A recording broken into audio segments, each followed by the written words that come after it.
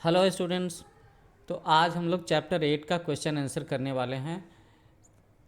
ज्ञान सागर का चैप्टर 8 ज्ञान सागर जो क्लास 6 के स्टूडेंट्स पढ़ रहे हैं ना, उनकी किताब का।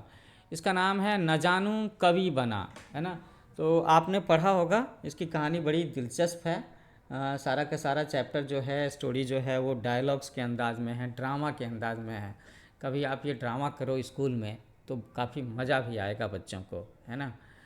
और न जानू को लेकर के और भी बहुत सारी कहानियाँ हैं, और सब की सब बड़ी मनोरंजक कहानियाँ हैं, बड़ी हास्य व्यंग वाली कहानियाँ हैं। तो हम लोग इसका क्वेश्चन आंसर सॉल्व करना शुरू करते हैं। ओके, तो इस कहानी में क्या था कि न जानू कवि बनना चाहता था, और उसकी कविताएं बड़ी कमाल की हैं, बड़ी हंसने वाली कविताएं हैं, है ना। यहाँ से क्वेश्चन आंसर शुरू कर रहे हैं हम लोग। तो पहला सवाल है कि न जानू क्या बनना चाहता था, क्या कहना चाहता था, है ना। न जानू क्या कहना चाहता था और क्या उसकी इच्छा पूरी हुई। तो एक्चुअली में न जानू बड़ा कलाकार बनना चाहता था, वो कवि बनना चाहता था, और वह गुलदस्ता से यही बात कहना चाहता था, और ये उसकी इच्छा पूरी हो गई। So first question is solve. Second question, गुलदस्ता न जानू को कविता सिखाने से पहले क्या परखना चाहता था, क्या टेस्ट लेना चाहता था। तो गुलदस्ता जानना चाहता था कि उसके अंदर में शब्द भंडार और प्रतिभा है कि नहीं, है ना। अगर आप कविता या कहानी लिखना चाहते हो तो सबसे बड़ी चीज़ क्या है, वर्ड पावर। वो तो होना ही चाहिए। अगर वर्ड पावर नहीं है तो फिर आप अच्छे अच्छे सेंटेंस बनाओगे कैसे। तो यही टेस्ट लेना चाहता था गुलदस्ता, कि उसके पास में शब्द का भंडार है कि नहीं और प्रतिभा है कि नहीं। सेकेंड क्वेश्चन हो गया। थर्ड क्वेश्चन, गुलदस्ता को अंततः क्यों स्वीकार करना पड़ा कि न जानू में कविता लेखन की प्रतिभा है। इसका जवाब है कि गुलदस्ता ने देखा कि न जानू तुकांत शब्द तो रख लेता है, पर पंक्तियों का कुछ सही अर्थ नहीं बनता। फिर भी तुकांत शब्दों की वजह से उसे मानना पड़ा, है ना। अब जैसे जब बातचीत हुई थी और न जानू ने पूछा था कि भाई कविता लिखने के लिए क्या चाहिए, तो गुलदस्ता ने बताया कि भाई तुम्हारे पास वर्ड्स होने चाहिए, थोड़े से राइमिंग वर्ड्स होने चाहिए। राइमिंग वर्ड्स, उसी को हम लोग बोलते हैं ना तुकांत शब्द, कि वो शब्द पिछली लाइन में जिस तरीके से सेंटेंस का अंत हुआ, जो आखिरी शब्द था, आखिरी अक्षर था, वैसा ही अगले सेंटेंस में भी हो, तो इससे कविताएं बन जाती हैं, सिंपल सी कविताएं बन जाती हैं। लेकिन अच्छी कविता तो वो होती है ना जिसमें भाव होते हैं, है ना, संवेदनाएं होती हैं। अच्छी कविताएं वो होती हैं। चलो, तो कविता कैसे लिखते हैं इसके बारे में अलग से कभी एक लेक्चर बना दूंगा, कभी समर वैकेशन के समय में। अभी तो हम लोग यहाँ पर क्वेश्चंस को सॉल्व कर रहे हैं, क्योंकि थोड़े दिनों में आपके हाफ ईयरली एग्ज़ाम शुरू होने वाले हैं, है ना। फोर्थ क्वेश्चन, जब न जानू ने जानू और सुस्त राम पर कविताएं सुनाई तो उन्होंने क्या कहा। तो बच्चों आपको याद होगा कि इसमें ना न जानू ने अपने दोस्त जानू को लेकर के भी 2-4 लाइन की एक कविता लिखी, सुस्त राम पर भी 2-4 लाइन की एक कविता लिखी है, और न जानू ने उन्हें सुनाया भी। तो सुनाने पर उन्होंने क्या कहा, उन्होंने कहा कि कविता की पंक्तियाँ झूठी हैं, उनका जानू और सुस्त राम से कोई संबंध नहीं है ना। वो तो बस, तो न जानू क्या बोलता है कि भाई मैंने तो कविता बनाने के लिए बस ऐसे ही लिख दिया, ये बातें कविता में हैं, सचमुच में नहीं है। यही बात जानू और सुस्तराम कह रहे थे कि तुम जो कविता सुना रहे हो मेरे बारे में, सुस्तराम के बारे में, रियल लाइफ में उसका हमारे साथ में कोई रिलेशन तो है नहीं। क्वेश्चन नंबर 5, नीचे दिए गए कथन, स्टेटमेंट्स, डायलॉग्स किसने कहे, किससे कहे। आओ हम लोग नदी पहाड़ खेलेंगे, तो किसने कहा, छोटू ने कहा। किससे कहा, न जानू से कहा। अच्छा, छड़ी की तुक बनाओ, तो छड़ी की तुक बताओ। तो छड़ी की तुक बताने के लिए ये सवाल किसने पूछा, गुलदस्ता ने, और किससे कहा, न जानू से। तो यहाँ लिख दूँ क्या, लो लिख देता हूँ, छोटू न जानू। बाकी मैंने इस पेज में यहाँ पर आंसर्स लिखे हुए हैं। छड़ी का तुक बताओ, गुलदस्ता ने कहा। इतना तो आप कर ही सकते हो, इस पेज से लिख लो, है ना, न जानू से। किसके बारे में है तुम्हारी कविताएं? ये बात मोटू ने कही। किससे कही? न जानू से कही। तुम्हें मेरी कविताएं अच्छी लगी? ये बात न जानू ने कही। और किससे कही? सभी बच्चों से कही, जो बच्चे वहाँ बैठे थे जिन्हें वो कविताएं सुना रहा था, है ना। तो हम लोगों ने क्वेश्चन नंबर 5 भी सॉल्व कर लिया। ओके, 6 पर आते हैं। पाठ के आधार पर नीचे कुछ स्टेटमेंट्स, कुछ कथन दिए गए हैं, उनके सामने में हाँ या नहीं लिखना है। ओके, तो बच्चे न जानू को खेलने के लिए नहीं बुलाते थे, तो ये तो गलत जवाब है, नहीं। न जानू का मन खेलने में नहीं लगता था, तो सारे बच्चों का खेलने में मन लगता था, लेकिन इसका मन खेलने में नहीं लगता था। न जानू एक बड़ा गायक बनना चाहता था, नहीं, वो एक कलाकार, एक कवि बनना चाहता था। सो आंसर हो गया नहीं। न जानू ने उठक बैठक लगाई, न जानू ने उठक बैठक लगाई क्या?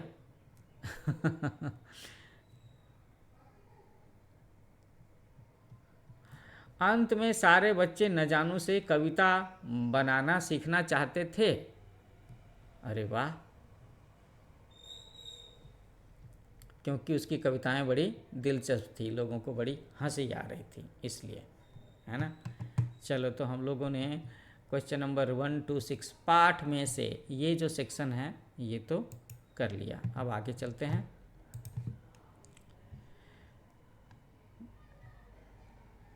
बातचीत के लिए, बातचीत के लिए है कि आपको क्या क्या करना अच्छा लगता है।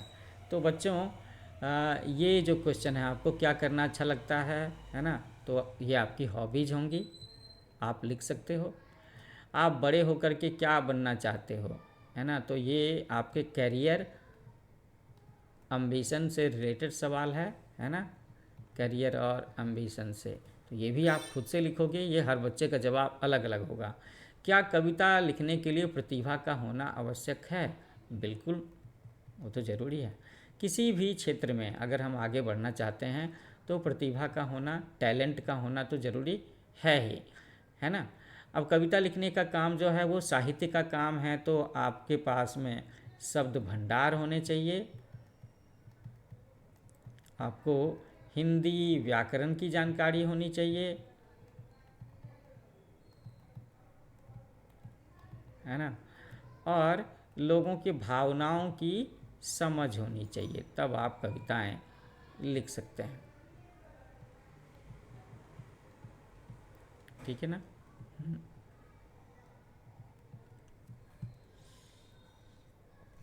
ओके, तो फिर अब हम लोग आगे बढ़ते हैं। अनुमान और कल्पना,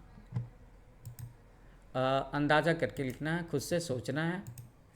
यदि न जानू के मित्र उसके न खेलने पर नाराज हो जाते तो क्या होता? सोचो सोचो, तो ये आपको खुद से करना है।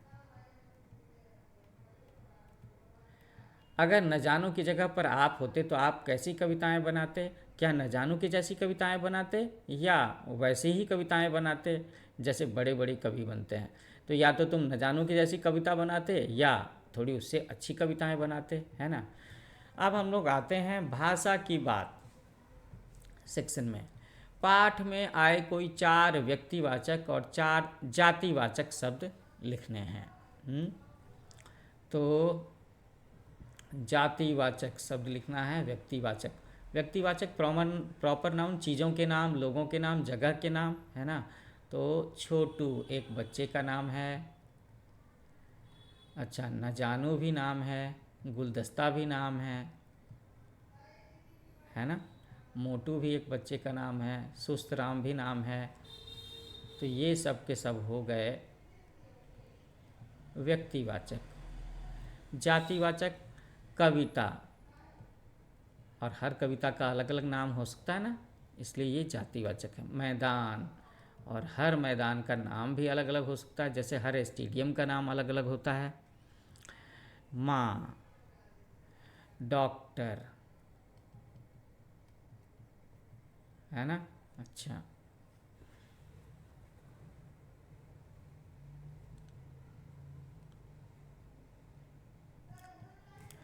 पाठ में से कोई 6 सर्वनाम, है ना, प्रोनाउंस लिखने हैं हमें, तो लो कर देता हूँ। वह, उससे, मुझे,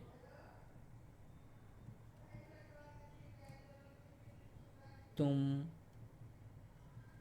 आप और हम। हो गया। जीवन मूल्य, मैं बड़ा कलाकार बनना चाहता हूँ। तुम तो चित्रकारी सीख रहे थे, मैं आपकी तरह कविताएं लिखना चाहता हूँ। तो जीवन में कुछ बनने के लिए पहले उस विषय को सीखना ज़रूरी है। उस पर अगर कुछ बड़े लोगों ने पहले से कुछ काम किया हुआ है तो उसकी स्टडी करनी ज़रूरी है ना। या हम किसी बड़े आदमी के साथ में रह कर के सीख लेंगे, वो जो होती है ना इंटर्नशिप ट्रेनिंग, वो चीज़। हमें कुछ भी नया सीखने के लिए किन गुणों को अपनाना चाहिए, तो स्टडी करनी चाहिए, ट्रेनिंग लेनी चाहिए, है ना। फिर उसके बाद में उसकी प्रैक्टिस करनी चाहिए। जैसे अगर आप कवि बनना चाहते हो तो रोज़ एक कविता लिखने की कोशिश करो, छोटी कविता ही सही लेकिन रोज़। तो हम लोगों ने ये सेक्शन भी कर लिया, वेरी गुड। अब इसमें ऐसा कुछ है जो भारी सा हो कुछ करने के लिए, ये तो एक्टिविटीज़ है, तो एक्टिविटीज़ तो आप खुद से कर ही लोगे, है ना। अब हम लोग चलते हैं अभ्यास सागर से इस चैप्टर को सॉल्व करते हैं, ठीक है।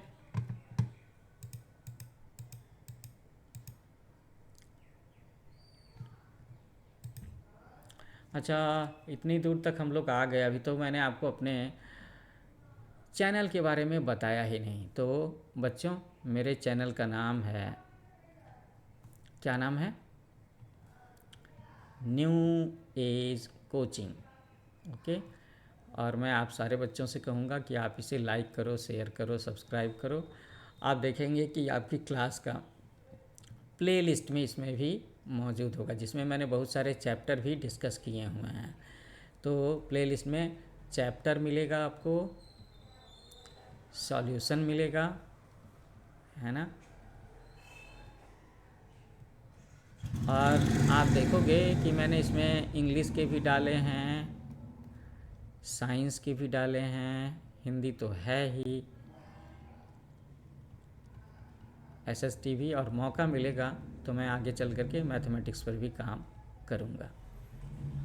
तो मेरा चैनल न्यू एज कोचिंग, इसे लाइक करो, शेयर करो, सब्सक्राइब करो, और अपने कमेंट्स ज़रूर लिखना, मुझे तुम्हारे कमेंट्स का इंतज़ार रहेगा, ओके, ठीक है। तो अब हम लोग अभ्यास सागर का क्वेश्चन सॉल्व करते हैं। न जानूं कवि बना। अच्छा, तो यहाँ पर ये बहुत दिलचस्प सीन है, आप देख सकते हो ना कि न जानूं कैसे बैठा हुआ है। ये है न जानूं, याद आ गई होगी ना आपको उस चैप्टर की, कैसे मुंह लटकाए बैठा है, और ये उसके दोस्त सारे हैं। ओके, तो दोस्त लोग इससे पूछ रहे हैं कि अरे न जानू वहाँ क्यों बैठे हो। छोटू बोलता है आओ हम लोग नदी पहाड़ खेलेंगे। न जानू बोलता है नहीं तुम लोग खेलो, जल्दबाज। अच्छा राजा का मुर्गा खेलोगे। न जानू नहीं। सुस्त राम आँख मिचौनी। न जानू मुझे तुम्हारे गंदे खेल नहीं खेलने। अब इन सारे खेलों में कुछ खेल तो मैं जान रहा हूँ, नदी पहाड़, लेकिन ये राजा का मुर्गा ये कैसा खेल है। मैं चाहूँगा कि आप सब बच्चों में से कोई बच्चा, कोई स्टूडेंट, है ना, मुझे कमेंट में लिख करके बताए कि ये कैसा खेल है, कैसे खेलते हैं। राजा का मुर्गा, ओके। बच्चों के खेल के नाम भी बड़े गजब गजब होते हैं ना। तो ऊपर दिए गए संवादों में जिन जिन विराम चिन्हों का प्रयोग हुआ है उनके नाम लिखने हैं। विराम चिन्ह, पंक्चुएशन मार्क, इंग्लिश ग्रामर में भी पढ़ा होगा, हिंदी में भी पढ़ा होगा आप लोगों ने, है ना। चलो तो इसे सॉल्व करते हैं। अरे न जानू, तो जैसे ये है तो इसे हम बोलते हैं पूर्ण विराम,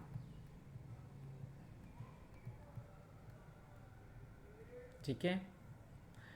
ये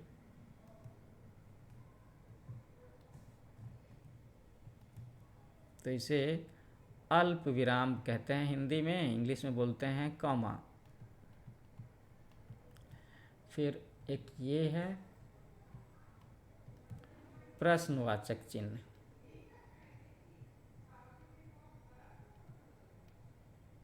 इसे बोलते हैं। ओके, और कुछ है, ये भी हो गया, ये भी हो गया, ये भी हो गया।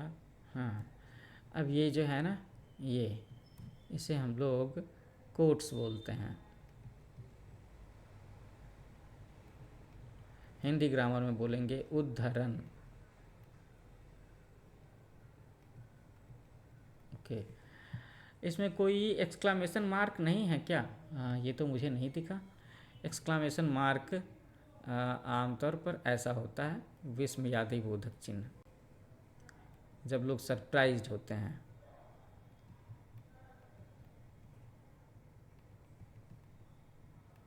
तो ये तो मुझे नहीं दिखा। तो हम लोगों ने लिखा पूर्णविराम, अल्पविराम, क्वेश्चन मार्क, कोट्स के बारे में।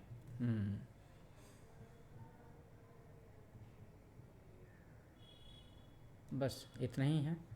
ओके, ये क्वेश्चन भी सॉल्व हो गया। वो दिए गए विराम चिन्हों के सामने उनके सही नाम चुन करके लिखिए। तो वो तो मैंने लिख दिया ना। अच्छा, यहाँ पे लिख देना है। चलो तो इसमें भी लिख देते हैं, आसान है। इसे कहते हैं हम लोग पूर्ण विराम, है ना। और ये उद्धरण,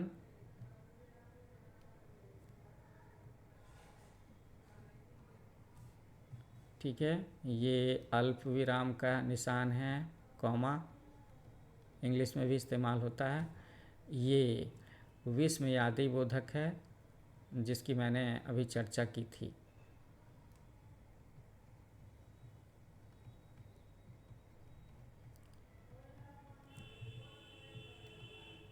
ठीक है, अब क्या बचा? इसे हम लोग बोलते हैं योजक चिन्ह, और ये हमारा हो गया प्रश्नवाचक। तो पहचान लिया ना आप लोगों ने? I think so.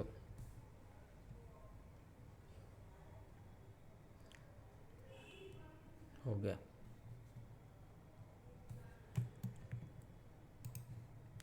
Question number 3, नीचे दिए गए वाक्यों में पूर्ण विराम और प्रश्न सूचक, प्रश्नवाचक या प्रश्न सूचक चिन्ह का प्रयोग करना है। तो मोहन विद्यालय जा रहा था, तो ये एक सिंपल स्टेटमेंट है, एक डिक्लेरेशन है। तो हम लोग यहाँ पे पूर्ण विराम का इस्तेमाल करेंगे, ठीक है, पूर्ण। ओके, कविता ने बहुत अच्छा गीत गाया, तो पूर्ण, पूर्ण विराम, फुल स्टॉप। आप कहाँ रहते हैं, ये एक क्वेश्चन है ना, प्रश्नवाचक, प्रश्न सूचक। हमारा विद्यालय बहुत सुंदर है, तो फुल स्टॉप, पूर्ण विराम। ये खिलौने किसके लिए हैं, तो ये भी एक सवाल पूछा जा रहा है, तो प्रश्न सूचक। पिकनिक पर कौन जाएगा, ये भी एक प्रश्न है। ओके, लो, तो हो गए सॉल्व। क्वेश्चन नंबर 3 भी सॉल्व हो गया। अब हम लोग आगे बढ़ते हैं। We will talk about question number 4। नीचे दिए गए वाक्यों में पूर्ण विराम, विस्मयादि बोधक चिन्ह, प्रश्न सूचक चिन्ह का उचित प्रयोग करना है। तो थोड़ी सी और प्रैक्टिस। बगीचे में आम, अमरूद और सेब के पेड़ लगे हैं, डिक्लेरेटिव स्टेटमेंट है, फुल स्टॉप। अरे यहाँ पे एक्सक्लेमेशन मार्क, तुम यहाँ कैसे, क्वेश्चन मार्क, हे ईश्वर कृपा करो, फुल स्टॉप, वाह एक्सक्लेमेशन मार्क, विस्मयादि बोधक, खीर तो बहुत अच्छी बनी है, कितने बचे हैं, क्वेश्चन है, ओके, कितना सुंदर फूल है, क्वेश्चन है, कर दिया सॉल्व, डन। आगे बढ़ें।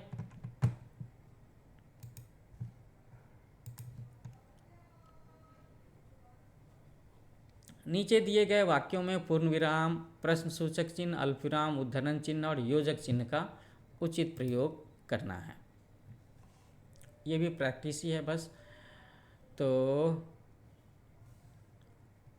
दादाजी ने कहा, यहाँ पे उद्धरण, मोहन अंदर आ जाओ। माँ ने रोहित से पूछा, तुम क्या कर रहे थे, है ना, ऐसे। रीमा बोली, कौमा, उद्धरण के निशान, मैं तो फलों की चाट खाऊंगी, ओके। नेहा ने कहा, कौमा, मैं रोज़ देश विदेश की खबरें सुनती हूँ, यह काम तो चलते फिरते हो जाएगा, ये एक सिंपल स्टेटमेंट है, सो फुल स्टॉप। हरप्रीत जोर से चिल्लाई, चिल्लाई तो उसके बाद कॉमा और यहाँ पे उद्धरण के निशान, मेरी मिठाई किसने खाई, क्वेश्चन मार्क भी होगा। सुनील ने पूछा, कॉमा और यहाँ पे ये डायलॉग है सुनील का, तो इसे हम लोग उद्धरण में डालेंगे, क्या तुम मेरे साथ चलोगे। तो बच्चों आप देख रहे होंगे कि जो भी डायलॉग के स्टेटमेंट्स हैं, है ना, डायलॉग के स्टेटमेंट्स हैं, वो सब के सब हम लोग कैसे लिखते हैं, वो हम लोग उद्धरण के निशान में लिखते हैं, इसके बीच में लिखा करते हैं। तो आप देखो डायलॉग किस किस में डायलॉग है, इसमें डायलॉग है, इसमें डायलॉग है, यहाँ भी डायलॉग है, यहाँ भी डायलॉग है, फिर इसमें भी डायलॉग है, यहाँ भी डायलॉग है। डायलॉग मतलब संवाद, है ना, तो उसे हमें कोट्स में लिखना है। ये क्वेश्चन भी सॉल्व कर लिया हम लोगों ने, क्वेश्चन नंबर 5। आगे बढ़ें। क्वेश्चन नंबर 6, नीचे दिए गए विराम चिन्हों का प्रयोग करते हुए एक एक वाक्य बनाइए। लिखना पड़ेगा, चलो लिखते हैं। मैं एक दिन डॉक्टर बनूंगा।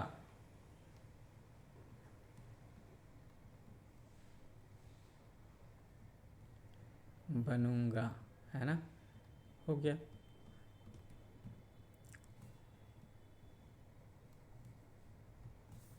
दूसरा, मेरा दोस्त खिलाड़ी है।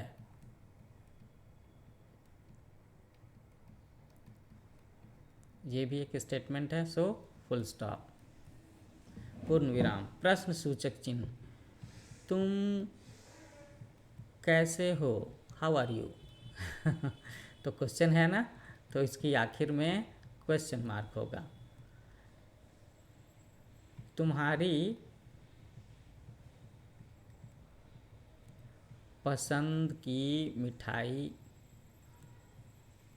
क्या है। तो मैं चाहूँगा कि जो बच्चे ये वीडियो देख रहे हैं वो अपने पसंद की मिठाई का नाम कमेंट में ज़रूर लिखें। क्या पता कभी मेरी तुम्हारी मुलाकात हो और मैं तुम्हें वो मिठाई खिलाऊं। तुम्हारी पसंद की मिठाई क्या है, तो मुझे जानना है कि तुम सब बच्चों के पसंदीदा मिठाई का नाम क्या है। इसे कमेंट्स में ज़रूर लिखो, कमेंट करो, ओके।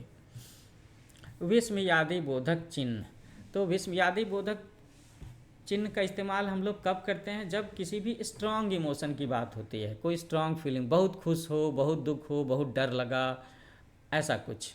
तो एक लिखते हैं ना हम लोग, पहला, अरे वाह,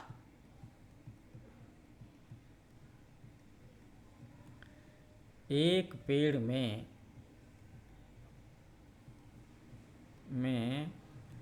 500 आम, 500 फल, है ना, दूसरा स्टेटमेंट। अरे सब में तो एक एक लिखना था, मैंने तो दो दो लिख दिए। चलो इसमें भी दो कर ही देता हूँ। हे भगवान हे भगवान, इतना विशाल हाथी।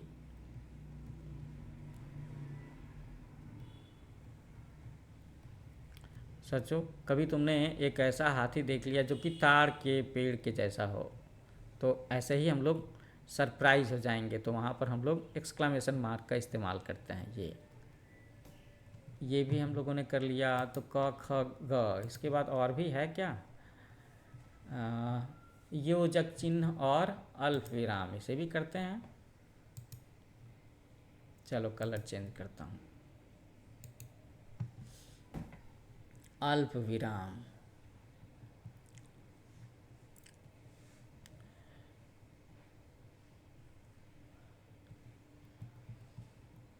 मैंने मोहन से कहा।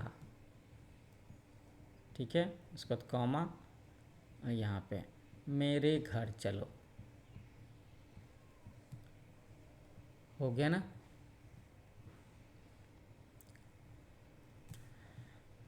जब हम लोग एक जैसी चीज़ों के नाम लिखते हैं और एक से ज़्यादा होते हैं तब भी कॉमा का इस्तेमाल करते हैं। तो मेरे पास आम, लीची, कॉमा, अनार और अमरूद का पेड़ है।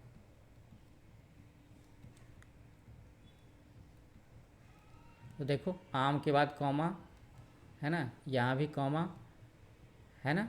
इस तरीके से हम लोग कॉमा का इस्तेमाल करते हैं। योजक चिन्ह, तो योजक चिन्ह का देखो, जैसे मैं शब्द लिखता हूँ कर्म भूमि, है ना, जन्म भूमि। कुछ और भी शब्द होते हैं ना, जैसे लोटा डोरी।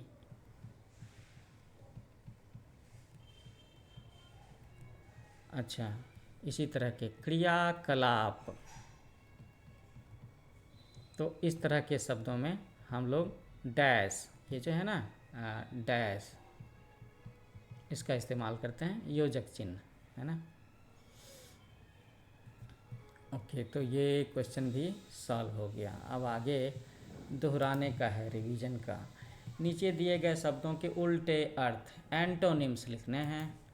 तो कई बच्चों को ये काम बड़ा पसंद होता है, आपको भी पसंद होगा।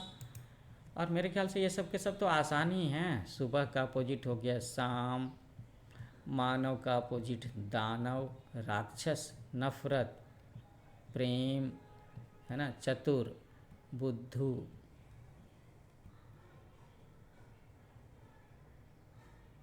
बुद्धू, बुद्धू भी लिख सकते हैं, मूर्ख भी लिख सकते हैं, मूर्ख।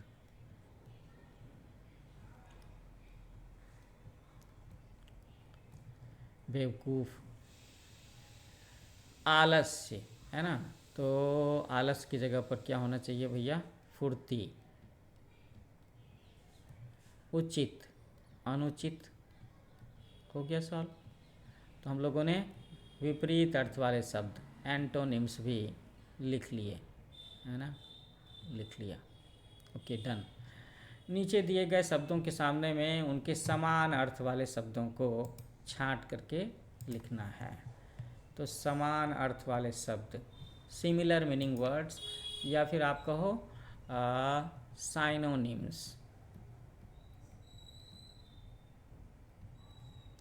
पर्यायवाची।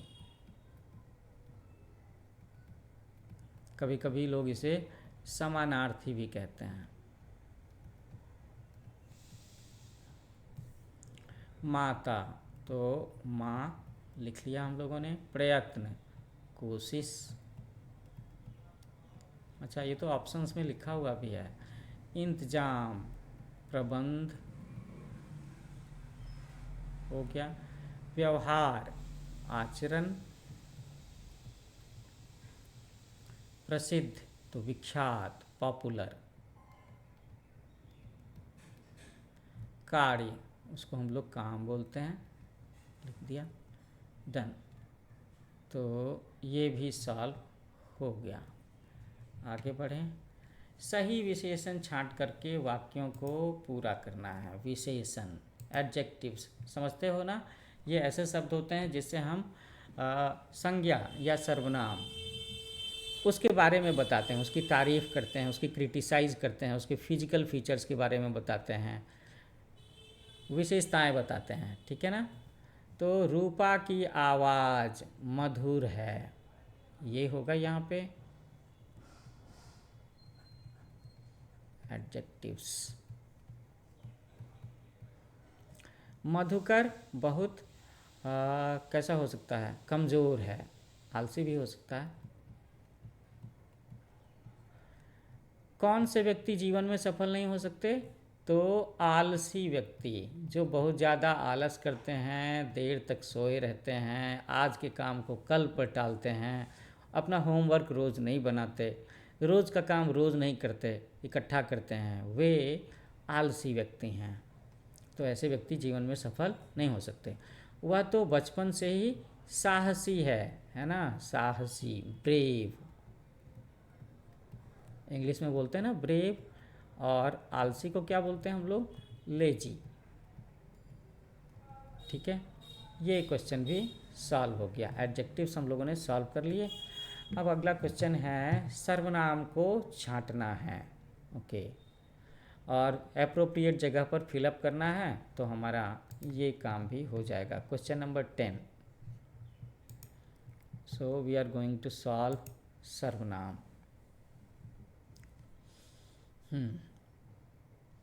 श्याम को मेरे पास भेजना, मैं उसे समझा दूंगा। यहाँ पे उसे डालेंगे। मास्टर जी आज मैं भी प्रार्थना का गाना गाऊंगा। अच्छा, मुझे माफ़ कर देना मधुकर भाई, मुझे।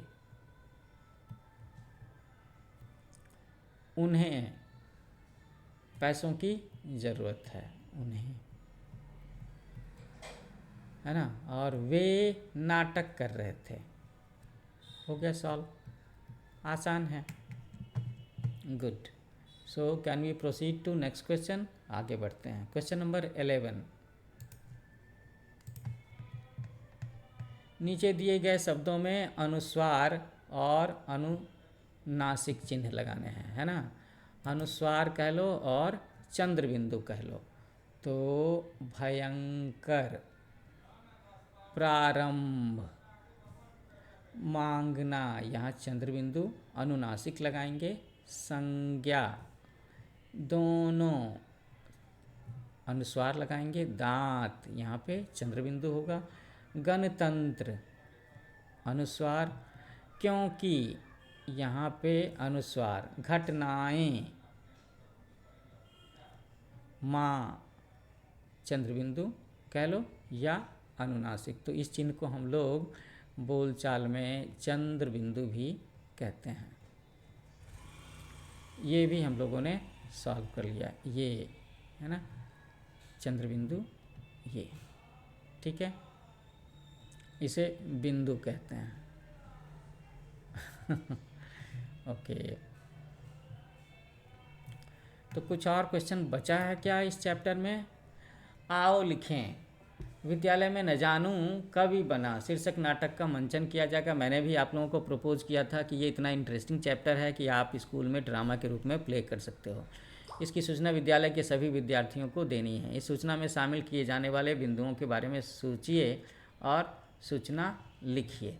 तो ये काम मैं बच्चों आपके ऊपर छोड़ता हूँ, क्योंकि नोटिस राइटिंग ये एक इम्पॉर्टेंट चैप्टर है ग्रामर का, है ना? तो विद्यालय का नाम, विषय सभी विद्यार्थियों को। सो डू इट योरसेल्फ, क्योंकि मैं जब समझाऊंगा नोटिस राइटिंग के बारे में तो इसके लिए कम से कम 30 मिनट चाहिए, और बिना समझाए कैसे लिखवा दूँ, है ना। तो खुद से करो। तो आखिर में एक बार फिर से मैं बोलता हूँ कि मेरा चैनल है न्यू एज कोचिंग। आप सब इसे लाइक करो, शेयर करो, सब्सक्राइब करो। जल्दी मिलते हैं नए लेक्चर में।